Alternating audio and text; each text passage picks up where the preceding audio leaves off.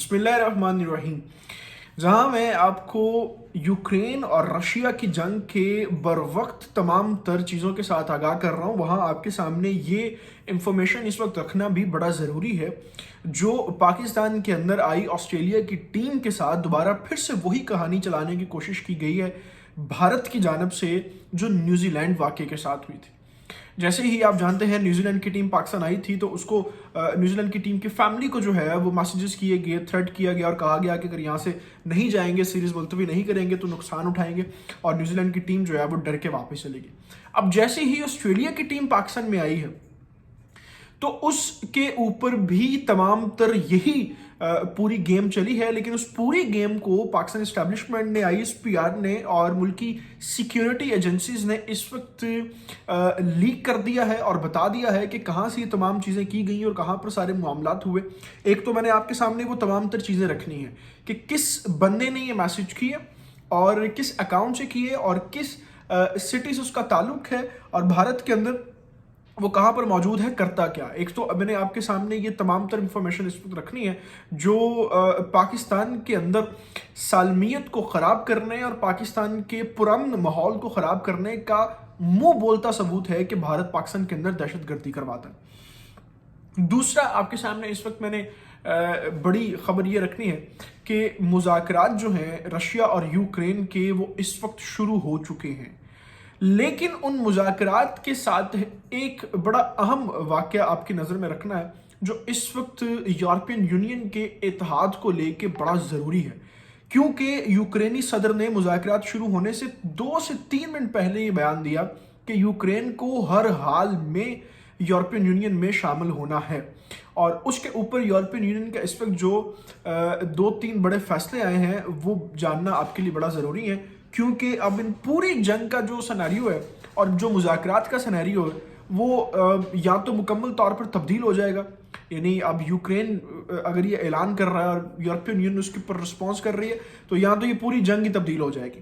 یعنی تبدیل ہونے سے مقصد یہ ہے کہ رشیا پھر اس پہ نہیں مانے گا اور یہ عالمی جنگ لگے گی اور پوری دنیا کی لپیٹ اس میں آئے گی.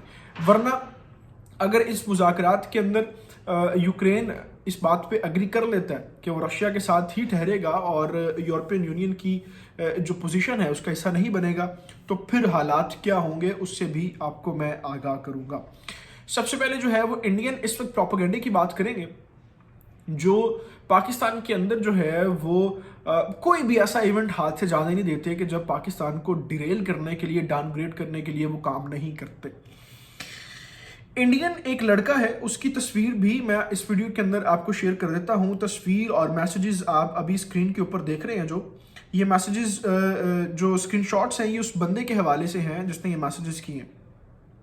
اس کا نام جو ہے وہ مرائدل تیوڑی نام ہے، تیواڑی، مرائدل تیواڑی اس کا نام ہے، اور اس کا تعلق جو ہے وہ گجرات سے ہے، انڈین گجرات سے.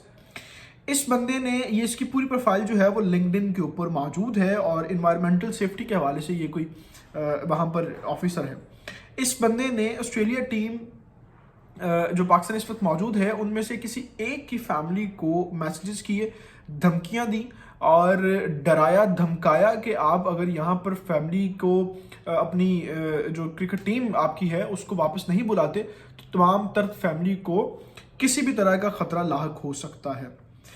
Jyot.isharma391 انسٹاگرام کا اکاؤنٹ ہے جس اکاؤنٹ سے یہ میسج کیے گئے اور یہ فیک اکاؤنٹ بنایا گیا کچھ ہی عرصہ پہلے.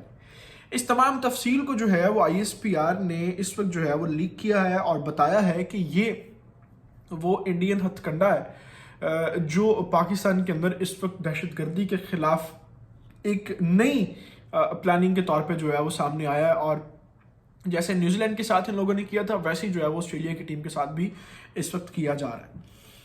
اب اس پوری صورتحال کے اوپر آپ کیا سمجھتے ہیں کہ پاکستان کے اندر جو بار بار یہ راگ لاپا جاتا ہے کہ ہم 100 سال کا ایگریمنٹ کرنے جا رہے ہیں بھارت کے ساتھ کہ ہم ان کے ساتھ جنگ نہیں کریں گے، تو اگر اس 100 سال کے ایگریمنٹ کی جو جنگ ہے وہ صرف ایک وارڈر بار کے اوپر ہوتی ہے اور صرف جو ہے وہ کانفلکٹ جنگی صورت میں نہیں ہوتا، تو کیا پاکستان دوسرے کانفلکٹس کے لیے پریپیئر ہے؟ یا ہم لوگ جو ہیں وہ اگر مثال کے طور پر 100 سال کی جنگ بندی ہو بھی جاتی ہے اور جنگ بندی کے دوران جو ہے وہ پاکستان بھارت کا کوئی بڑا کانفلکٹ نہیں ہوتا، کوئی بڑا ایشو نہیں کریٹ ہوتا. جو کسی ملک کے اندر جنگ لگانے کی اصلاحات نافذ کر رکھی ہیں بھارت نے، کیا اس کے لیے پاکستان پریپیئر ہے؟ پھر ہم کیوں اس کھلے دشمن سے آنکھیں اپنی جو ہے وہ پھیر لیتے ہیں؟ بلوچستان کے مسائل آپ کے سامنے ہیں، کس طریقے سے وہاں پر BLA TTP اور BRA کس طریقے سے ساری آرگنائزیشنز کام کر رہی ہیں.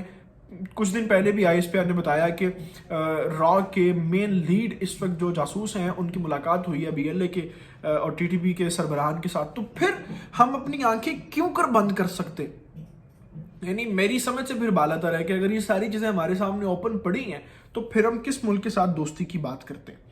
تو یہ ایک میجر اس وقت اپڈیٹ آپ کے سامنے رکھنا بڑا ضروری تھا. دوسرا جو اس وقت میں نے آپ کو یورپین یونین کے حوالے سے بتایا کہ مذاکرات شروع ہو چکے ہیں اور یوکرینی صدر جو ہے وہ اس نے یہ اعلان بھی کیا ہے کہ ہمیں ہر حال میں یورپین یونین میں جانا ہے. اب اس حوالے سے میں نے آپ کے سامنے کچھ چیزیں رکھنی ہیں. اس پوری جنگ کے اندر جو سب سے زیادہ غور کرنے کے بعد سمجھ آئی ہے نا، وہ یہ سمجھ آئی ہے کہ یورپ اگر اس وقت بچا ہوا ہے اور پوری دنیا کے اوپر اگر حکمرانی کر رہا ہے اور اگر اس کے پاس پیسہ ہے، وہ رچ ہے، اس کے لوگ امیر ہیں، تو اس کا صرف اور صرف جو ایک نقطہ ہے نا جس کی وجہ سے یہ سب کچھ اس کے پاس موجود ہے، وہ اس کا آپس میں اتحاد ہے، یعنی یورپین یونین ہے. وہ پیسوں کے حوالے سے ہو، وہ ٹریڈ ایسوسیشنز کے حوالے سے ہو، وہ تجارت کے حوالے سے درآمدات برآمدات کی ہو، وہ تیل اور گیس کے ذخائر لینے کے حوالے سے ہو، خریدنے کے حوالے سے ہو، بیچنے کے حوالے سے ہو، یا بالآخر جنگی صورت میں پابندیاں لگانے کے حوالے سے ہو، ان کی تمام تر اس وقت کامیابی کا جو منبع ہے، مرکز ہے، وہ ان کا اتحاد ہے. آپ دیکھیں کہ رشیا نے جب یوکرین کے اوپر حملہ کیا ہے تو اگر یورپین یونین ان کے فوجی دستے وہاں پر نہیں لڑنے آئے تو اس کے برعکس انہوں نے جو ہے وہ 20 سے 25 مختلف ممالک نے مختلف پابندیاں بھی رشیا کے اوپر لگا دی. پورے یورپ کے اوپر سے رشیا کا جہاز آج نہیں گزر سکتا، پابندی لگ گئی ہے. پورے یورپ کو جو سمندر لگتا ہے اس سمندر کے اندر سے بحری جہاز رشیا کا نہیں گزر سکتا. آج یوٹیوب نے ایک بہت بڑا اعلان کیا ہے کہ رشیا کے اندر جتنے بھی یوٹیوبرز ہیں ان کو مانیٹائزیشن آف کر دی جائے گی. تو یہ تمام تر جو اس وقت اصلاحات ہیں ان کا منبع اور مرکز ان کا صرف اتحاد ہے. اسی لیے وہ دنیا کے اوپر قبضہ اور غلبہ بھی کر پہ بیٹھے ہوئے ہیں اور وہ قائم بھی ہیں. اس کے برعکس آپ مسلمان ممالک کا حال دیکھ لیں.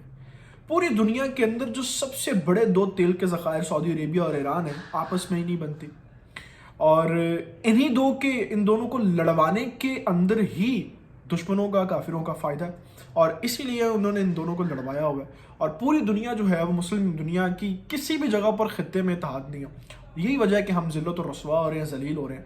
جب تک مسلمان دنیا اپنا کھویا ہوا مقام واپس حاصل نہیں کر لیتی، وہ جمعیت نہیں بن جاتے، ملت امت نہیں بن جاتے، پوری آرگنائزیشن آف اسلامک کنٹریز جو ہے وہ ایک نہیں ہو جاتی، ایک کرنسی لانچ نہیں کر دیتے، ایک پالیسی لانچ نہیں کر دیتے، دفاعی پالیسیز، دفاعی فورسز ایک مشترکہ لانچ نہیں کر دیتے، پوری دنیا کے اندر نہ تو کوئی آپ کی عزت کرنے والا ہے، نہ ہی پوری دنیا کے اندر آپ کی کوئی بات سننے اور ماننے والا ہے. آپ ذلیل و رسوا ہوں گے، کوئی آبرو باقی نہیں رہے گی آپ کی. ان تمام تفصیلات کے ساتھ ابھی میں آپ سے اجازت چاہوں گا. آپ سے گزارش ہے کہ آپ نے ابھی تک اگر ہمارے چینل کو سبسکرائب نہیں کیا تو اس کو پلیز سبسکرائب کر لیں، بیل آئیکن کو پریس کر لیں. آپ مجھے میرے فیس بک اور ٹویٹر اکاؤنٹ کے اوپر بھی فالو کر سکتے ہیں، ان کے لنکس ڈسکرپشن اور اباؤٹ سیکشن کے اندر موجود ہیں.